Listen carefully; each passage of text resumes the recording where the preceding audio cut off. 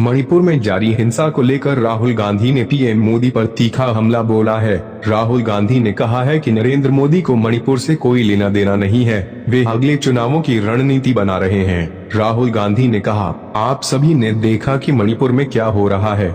आपने सोचा होगा कि जब कोई राज्य जल रहा है तो देश का प्रधानमंत्री कुछ बोलेगा।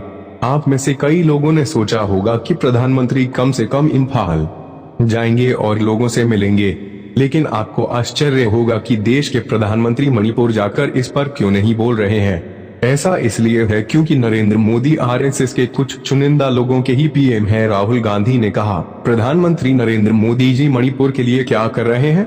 वे मणिपुर के बारे में कुछ बोल क्यों नहीं रहे हैं? ऐसा इसलिए है क्योंकि नरेंद्र मोदी जी को मणिपुर से कोई लेना देना नहीं है। वो जानते हैं कि उनकी ही विचारधारा ने मणिपुर को जलाया है।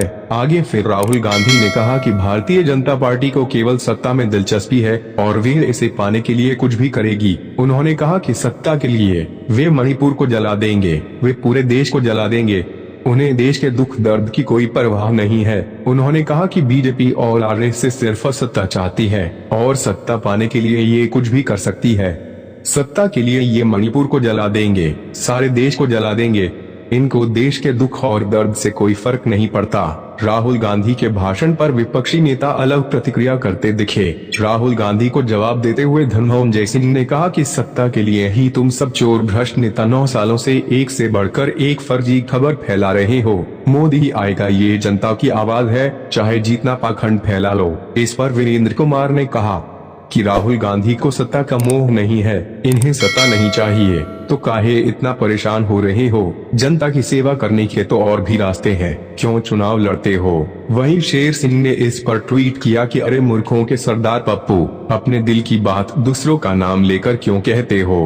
पूरे हिंदुस्तान को पता है तुम्हारे और तुम्हारी पार्टी के दिलों का हाल। अभी भी वक्त है, प्रधानमंत्री पद की आस छोड़ और शादी कर ले, नहीं तो 70 की आयु में बच्चों को स्कूल ले जाना पड़ेगा। एक और शख्स ने इस पर कहा कि कुछ भी बोल देते यह नेता लोग। वैसे हम मणिपुर की घटना की निंदा करते हैं, निश्चित तौर पर सरकार की कमी है, लेकिन 60-65 सालों से देश के कोने कोने में जो बम फोड़वा रहे थे वो क्या था? सेना के हाथ बांधकर उन्हें अपंग बनाए हुए थे, वो क्या था? भ्रष्टाचार करके अपनी तिजोरी भर रहे थे, सब वो क्या था? राहुल गांधी को लेकर ध्रुव कुमार वाजपेयी ने ट्वीट करते हुए कहा कि राहुल गांधी को मणिपुर के अलावा भी देश में कुछ दिखता है या नहीं? हिंसा और आगजनी, बलात्कार में भी राजनीतिक एजेंडों से ही देखेंगे। ऐसे देश तो जलेगा और आप लोग संसद में खाली हंगामा करो। जनता तुम्हारे को अपना रक्षक समझ रही है, किंतु वास्तव में नेता ही भक्षक हैं। अशोक ढाबी ने इस पर कहा कि लगता है पूरे देश में पप्पू ने पेट्रोल का छिड़काव कर दिया है,